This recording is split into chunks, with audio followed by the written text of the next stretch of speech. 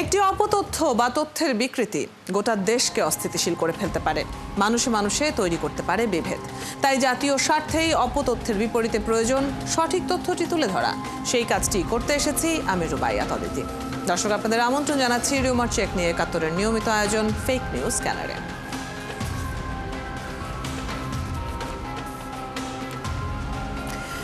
দর্শক, এবার পর্যায়ক্রমে গুজবের শিকার হচ্ছে ৭১ টেলিভিশন।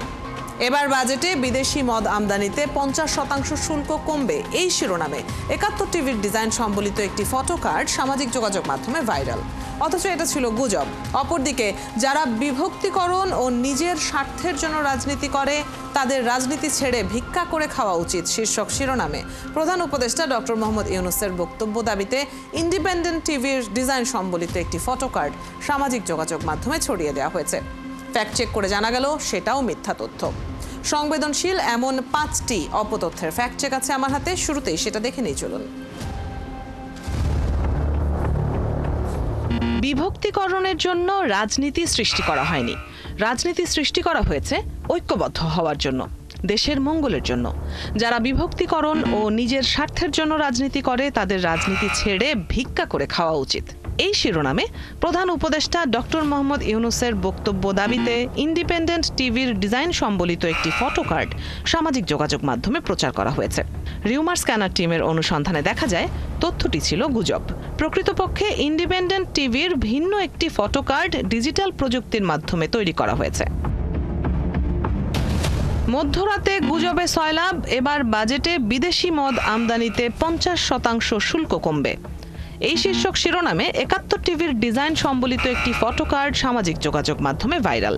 বিষয়টি ছিল অপতথ্য। এই বিষয়ে ৭১ টিভি কোনো ফটো কার্ড বা সংবাদ প্রকাশ করেনি, বরং ৭১ টিভির ফেসবুক পেজে প্রচারিত একটি ফটো কার্ড ডিজিটাল প্রযুক্তির সহায়তায় সম্পাদনা করে আলোচিত এই ফটো কার্ডটি তৈরি করা হয়েছে। এবার নাকি বিএনপি নেতা সালাউদ্দিন আহমদ বলেছেন ডিসেম্বরের মধ্যেই জাতীয় নির্বাচন দিতে হবে, নয়তো আওয়ামী লীগকে সাথে নিয়ে গণতন্ত্র পুনরুদ্ধারে আন্দোলন করবে বিএনপি। এমন শিরোনামে মানব জমিনের ডিজাইন সম্বলিত একটি ফটো কার্ড ফেসবুকে প্রচার করা হচ্ছে।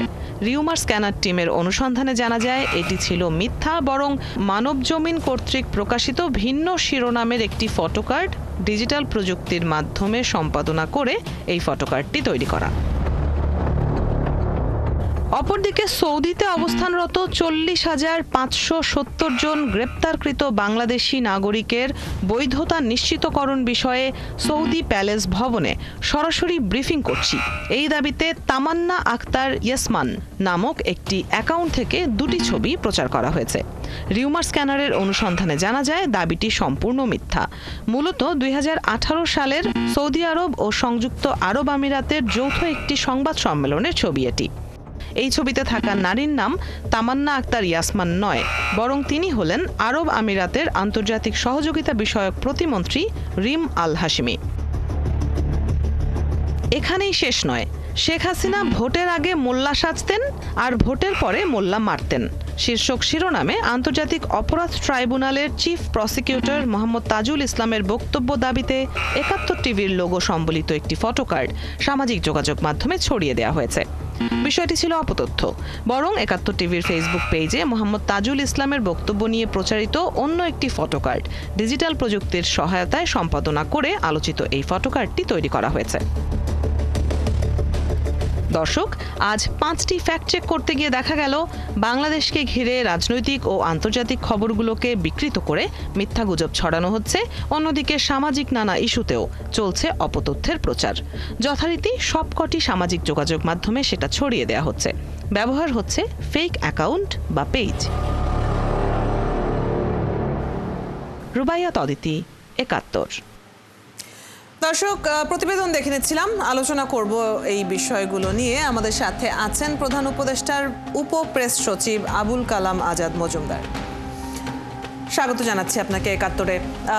আমরা প্রতিবেদনে কিছু রিউমার তো দেখলাম এবং রিউমার চেকের এই অনুষ্ঠানে আমরা আসলে প্রতিদিনই নতুন নতুন নানা ধরনের গুজব ছড়িয়ে পড়তে দেখছি। প্রতিদিনই কোনো না কোনো বিষয়ে গুজব তো আছেই। সব হয়তো ভাইরাল হয় না, সব হয়তো একইভাবে ছড়ায় না মানুষের কাছে, কিন্তু তৈরি প্রতিদিন হচ্ছে।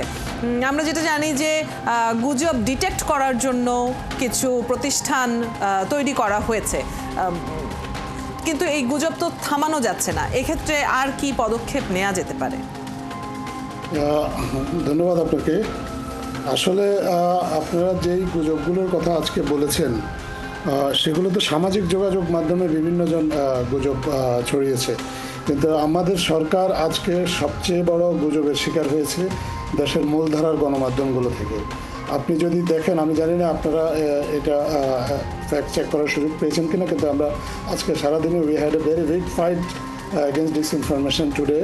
আপনার এই মুক্তিযোদ্ধা কারা হবেন বা মুক্তিযোদ্ধা কারা হবেন না এই নিয়ে গত রাত্রে একটা গেজেট জারি হয়েছে, ইস্যু হয়েছে, সেটা নিয়ে বিভ্রান্তিকর অনেক সংবাদ এসেছে দেশের মূলধারার বেশ কিছু গণমাধ্যমে। এর মধ্যে শীর্ষস্থানীয় সংবাদপত্র রয়েছে, তারা আজকে একেবারেই বিভ্রান্তিমূলক একটা সংবাদ পরিবেশন করেছে, যাতে সারা দেশে আসলে ব্যাপক আলোড়ন তৈরি হয়েছিল। কিন্তু আমরা সকাল থেকে আসলে আমরা আমাদের মুক্তিযুদ্ধ বিষয়ক মন্ত্রণালয় সংবাদ সম্মেলন করেছেন, আমাদের মাননীয় প্রধান উপদেষ্টার প্রেস উইং থেকে আমরা সংবাদ সম্মেলনে এই বিষয়ে বক্তব্য দিয়েছি, আমরা নিজেরা প্রেস রিলিজ দিয়ে কথা বলেছি, আমরা আমাদের ফ্যাক্টস পেজ থেকে কথা বলেছি, বা সরকারের আরও যারা যারা এই ফ্যাক্ট চেকিংয়ের সাথে জড়িত তারা কথা বলেছেন। এটা খুবই দুঃখজনক আজকে যে ধরনের তথ্য সন্ত্রাসের শিকারটা আমাদের বাংলাদেশের অন্তর্বর্তীকালীন সরকার শিকার হয়েছে। একেবারে দেশের মূলধারা সংবাদ মাধ্যমগুলো থেকে যারা মুক্তিযুদ্ধের সংজ্ঞা নিয়ে, মুক্তিযুদ্ধের মতো খুব স্পর্শকাতর একটা বিষয় নিয়ে কোনো ধরনের যাচাই বাছাই না করে সরকারের একটা ইস্যুকৃত গেজেট নোটিফিকেশনকে ন্যূনতম মনোযোগ না দিয়ে একেবারে অথবা ক্ষেত্র বিশেষে ইচ্ছাকৃতভাবে বিকৃত তথ্য উপস্থাপন করে সরকারকে বিব্রতকর অবস্থায় ফেলেছে সারাদিনে আজকে, এবং পাঠককে বিভ্রান্ত করেছে, তাদের পাঠককে সারা দেশের মানুষকে বিভ্রান্ত করেছে। আজকে আমাদেরকে এইটা নিয়েই আসলে সারাদিন অনেক কাজ করতে হয়েছে, এবং খুব থ্যাঙ্কফুলি যে মানুষ শেষ পর্যন্ত সত্যটা জানতে পেরেছেন এবং আমরা তাদেরকে বোঝাতে সক্ষম হয়েছি। মুক্তিযোদ্ধাদের সম্মান নিয়ে সরকার এমন কোনো সিদ্ধান্ত নেয়নি যেটা নিয়ে বিতর্ক হতে পারে বা মানুষ মনে করতে পারে যে সরকার হয়তো কারো মুক্তিযোদ্ধার মর্যাদাকে নিচ্ছে এরকম। তো এই যে অপতথ্যের শিকার আমরা তো আমি মাঝে মধ্যে আপনাদের এখানে এসেছি, আমি দেখেছি যে আপনারা সামাজিক যোগাযোগ মাধ্যমে যারা এই ধরনের অপতথ্য ছড়ায় এরা আপনার ফ্রেঞ্চ পিপল, এরা আপনার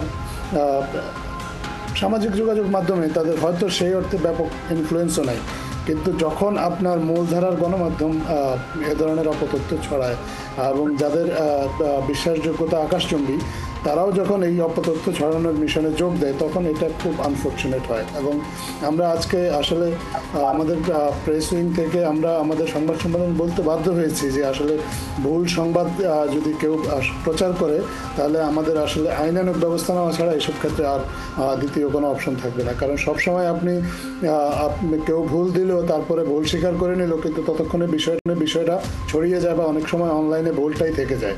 মানুষ কিন্তু যেহেতু এগুলো মূলধারা সংবাদ মাধ্যম, মানুষ তাদেরকে বিশ্বাসও করে। সো আমি একটা তথ্য দিলাম, সে ভুলটা সংশোধন করে নিল, তাতে সমস্যাটা সমাধান হয় না। আমার মনে হয় এখন সময় এসেছে কেউ যদি এভাবে ইচ্ছাকৃতভাবে বিকৃত তথ্য প্রচার করে বা ভুল তথ্য প্রচার করে, তাহলে সে যদি তার ভুলটা যথাযথ প্রক্রিয়ায় সংশোধন না করে তাহলে তাদের বিরুদ্ধে আইনি ব্যবস্থা নেওয়া উচিত। আমাদের বিদ্যমান আইন এই বিষয়ে কি কথা বলে, কিংবা সমাজের ওপর যে প্রতিক্রিয়া এই বিষয়গুলোর, সেটা নিয়েও একটু কথা বলতে চাই। আমাদের আরও একজন অতিথি যুক্ত হয়েছেন, ঢাকা বিশ্ববিদ্যালয়ের রাষ্ট্রবিজ্ঞান বিভাগের সহযোগী অধ্যাপক কাজী মোহাম্মদ মাহবুবুর রহমান। আপনাকেও স্বাগত জানাচ্ছি একাত্তরে।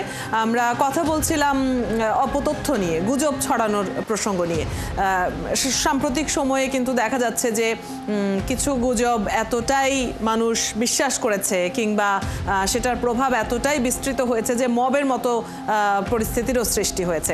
আপনার কাছে আমি জানতে চাইবো যে এভাবে প্রতিদিনই নতুন নতুন যে গুজব ছড়াচ্ছে, তার মধ্যে বেশ কিছু গুজব আসলে ভাইরালও হচ্ছে, এটার দীর্ঘ সময় ব্যাপী এটার কোনো প্রতিক্রিয়া দেখেন কিনা, সমাজের উপর বড় ধরনের কোনো প্রভাব দেখেন কিনা? আপনাকে অসংখ্য ধন্যবাদ। আমি ঢাকা বিশ্ববিদ্যালয়ের রাষ্ট্রবিজ্ঞান বিভাগে অধ্যাপক পদে কর্মরত আছি। তো আপনি যে প্রশ্নটা করেছেন সেই প্রশ্নটা খুবই ইম্পর্টেন্ট একটা প্রশ্ন। আমরা দীর্ঘদিন যাবতই দেখছি, বাংলাদেশ শুধু নয় সারা বিশ্বেও, এবং আমরা আসলে দেখি যত সোসাইটি মানে ব্যাকওয়ার্ডেড অথবা যতটা সোসাইটি লেস এডুকেটেড অথবা সোসাইটিতে যখন তথ্যগুলোকে যাচাই বাছাই করার প্রয়োজন পড়ে না, অথবা লিগ্যাল কাঠামো যত দুর্বল, অথবা লিগ্যাল কাঠামো প্রয়োগ যখন খুব দুর্বল হয়, এই সকল ক্ষেত্রে দেখা যাচ্ছে কি যারা অপতথ্য ছড়ায় তারাও লাগামহীন থাকে, আর যারা অপতথ্য গ্রহণ করে তারাও লাগামহীন থাকে। কারণ তারা অপতথ্য গ্রহণ করতে করতে অপতথ্য গ্রহণের একটা মানসিকতা তৈরি হয় তাদের মধ্যে। তো এটা তারা একটু মজা পায়। এখন দেখা যাচ্ছে যখনই কোনো কিছু ভাইরাল হচ্ছে তখন কিন্তু বিষয়টা এমন হয়ে যাচ্ছে যে তাদের কাছে একটু আপনার অনেক একটা গোষ্ঠী আছে যারা মনে করে, এবং সাইকোলজিক্যালি এটা বলা হয়ে থাকে, যারা সবসময় দেখা যাচ্ছে কি এ ধরনের তথ্যে এক ধরনের অ্যাডজাস্ট হয়ে যায় বা অ্যাকাস্টমড হয়ে যায়। তো এইগুলো রোধ করার প্রধান উপায় হলো রাষ্ট্রকে এগিয়ে আসতে হবে, লিগ্যাল কাঠামোকে, লিগ্যাল যে প্রসেস আছে সেই প্রসেসটাকে রাষ্ট্র ইমপার্শিয়ালি বা নিরপেক্ষভাবে প্রয়োগ করতে হবে। এবং রাষ্ট্র যদি সবসময় একটা কাজ করে, যে আমাদের দেশে যেমন কিছু সোশ্যাল ইনস্টিটিউশন আছে, বিশেষ করে আপনি ধর্মীয় প্রতিষ্ঠানগুলো আছে, এডুকেশনাল ইনস্টিটিউশনগুলো আছে, এই সকল মাধ্যমগুলো সরকারের নির্দেশনা কিন্তু কাজ করে। সো সরকার চাইলে এই সকল মাধ্যমগুলোকে ব্যবহার করতে পারে, যে এবং ধরেন মসজিদ ইমামদেরকে ব্যবহার করা, শিক্ষা প্রতিষ্ঠানের প্রধানদেরকে ব্যবহার করা, তাদেরকে বলা যে আপনারা আপনাদের প্রতিষ্ঠানগুলোতে আপনারা প্রচার করেন যে এভাবে কিন্তু অপতথ্য ছড়ানো হচ্ছে। তখন সমাজ সচেতন হবে, এবং ওরা যেহেতু সমাজের একজন লিডার, তখন ওই সমাজ ওই তথ্যগুলো আর গ্রহণ করবে না, কারণ তারা মনে করবে সমাজে এই ধরনের তথ্য আসলে অপব্যবহার হচ্ছে সোশ্যাল প্ল্যাটফর্মগুলোতে। সোশ্যাল প্ল্যাটফর্মগুলোকেও কিন্তু নজরদারির মধ্যে আনার দরকার আছে, কিন্তু কোনো কন্ট্রোল না। নজরদারি মানে হলো যেন অপতথ্য ছড়াতে না পারে, কারণ এই কন্ট্রোল করলে তো আমরা বৈষম্যবিরোধী আন্দোলনের জি আপনি সমাধানের জন্য বেশ কিছু পরামর্শ দিচ্ছিলেন। আমরা ফিরবো এই প্রসঙ্গের আলোচনায়। আবুল কালাম আজাদ মজুমদারের কাছে আসবো আমি। আপনি আইনি পদক্ষেপের প্রসঙ্গে বলছিলেন। আমাদের বিদ্যমান আইনে গুজবের জন্য আলাদা করে সেভাবে আইন আছে বলে আমার জানা নেই, তবে সাইবার সিকিউরিটি নিয়ে আইন তো রয়েছে। সেক্ষেত্রে আইনি পদক্ষেপ কি ধরনের নেওয়া যেতে পারে, বা এই গুজব যেন না ছড়ায় সেটি প্রতিরোধের ক্ষেত্রে কি ধরনের পদক্ষেপ নেওয়া যেতে পারে? আইনি পদক্ষেপ যে গুজবের জন্যই নিতে হবে এরকম না। কেউ যদি ভুল সংবাদ প্রকাশ করে তাহলে প্রেস কাউন্সিলে যাওয়ার সুযোগ আছে, কিংবা ভুল সংবাদের জন্য কারো যদি ক্ষতি হয় তাহলে তিনি ক্ষতিপূরণ চাইতে পারেন অবশ্যই, এবং কারো যদি সম্মানহানি হয় তাহলেও তিনিও মানহানির মামলা করতে পারেন। এগুলো আসলে আইনি ব্যবস্থা, আমি এই বিষয়ে ডিটেলসে যেতে চাই না। তবে আপনি তো আমরা সবাই আসলে মেনে নিই, বা এটা মেনে নিতে কারোই দ্বিধা থাকার কথা না, যে ভুল সংবাদে কারো না কারো তো ক্ষতি হয়, পাঠক বিভ্রান্ত হয়, ব্যক্তি ক্ষতিগ্রস্ত হয়, সমাজ ক্ষতিগ্রস্ত হয়, সর্বোপরি দেশ ক্ষতিগ্রস্ত হয়। তো যারা অ্যাগ্রাইভড বা যারা ক্ষতিগ্রস্ত তারা তো চাইলে আইনি প্রতিকার চাইতেই পারে। যে কোনো ইস্যুতেই আসলে আইনি প্রতিকার চাওয়া সবারই সুযোগ আছে, সেটা রাষ্ট্রের যেমন আছে ব্যক্তিরও আছে। সেই বিষয়গুলো আমরা আলোচনা করেছি, কারণ আমরা দেখেছি যে অন্তর্বর্তীকালীন সরকার আসলে দায়িত্ব নেওয়ার পর থেকেই গণমাধ্যমের স্বাধীনতার ব্যাপারে যথেষ্ট উদারতা দেখিয়েছে, এবং আমরা সবসময় সমালোচনাকে ওয়েলকামও করি। কিন্তু এখন দেখা যাচ্ছে যে আসলে এই উদারতাটার সুযোগ নিয়ে কেউ খুবই ইচ্ছাকৃতভাবে, একটা জিনিস হচ্ছে যে আপনার ভুল হয়ে গেল, কিন্তু আরেকটা হচ্ছে যে ইচ্ছাকৃতভাবে আপনি যদি এমন মনে হয় যে আপনি ভুল তথ্যটা ছড়াচ্ছেন বা কোনো একটা প্রোপাগান্ডার পার্ট হচ্ছেন, তখন তো আসলে আইনি প্রতিকার চাওয়া ছাড়া সরকারের কাছে খুব বেশি অপশন থাকবে না। আমরা সেই বিষয়টাই আজকে বলছিলাম। আর একটু আগে আমার ভাই কাজী মোহাম্মদ মাহবুবুর রহমান সাহেব উনি যেটা বলেছেন যে সরকারের যে ইমাম স্কুল এটা বলেছেন, এটা তো অ্যাকচুয়ালি মিডিয়া লিটারেসির বিষয়। মিডিয়া লিটারেসি আমাদের দেশের মানুষের জেনারেলি লো। আমাদের দেশে তো এমনিতেই সাধারণত যে কোনো বিষয়ে সচেতনতা কম, আর মিডিয়ার কন্টেন্টের বিষয়ে সচেতনতা আরও কম। এটার প্রয়োজনীয়তা অবশ্যই আছে, আমরা এটা উপলব্ধি করি, কিন্তু যেটা এখন করা সম্ভব সেটা হলো যে আমাদের যে সাংবাদিক যারা আছেন তাদেরও কিন্তু আসলে লিটারেসির ক্ষেত্রে আমরা কিছু কিছু ক্ষেত্রে সমস্যা দেখি। বিশেষ করে আপনি যেমনটি শুরুতেই বলছিলেন যে সংবেদনশীল প্রসঙ্গগুলোতে আরো বেশি সচেতন হওয়ার একটা জায়গা তো রয়েছে। যে কোনো বিষয়ে সংবেদনশীল হোক আর অসংবেদনশীল হোক, আপনি যখন কোনো তথ্য পরিবেশন করবেন তখন তো সেই তথ্যটাকে আপনাকে নির্দিষ্ট একটা উপায় আছে, সেই উপায়গুলো অবলম্বন করে যাচাই বাছাই করতে হবে। জি, আমাদের একদমই হাতে সময় নেই। একদম ছোট্ট করে অধ্যাপক কাজী মোহাম্মদ মাহবুবুর রহমানের কাছে আমি একটা প্রশ্ন রাখবো যে আন্তর্জাতিক বিভিন্ন সংবাদকেও আমরা দেখতে পাই যে বিকৃত হচ্ছে, কিংবা এক ধরনের তথ্য সন্ত্রাসের জায়গা তৈরি হয়েছে। এতে সার্বিকভাবে দেশের নিরাপত্তা বিঘ্নিত হওয়ার আশঙ্কা দেখেন কিনা, একদম ছোট করে বলবেন।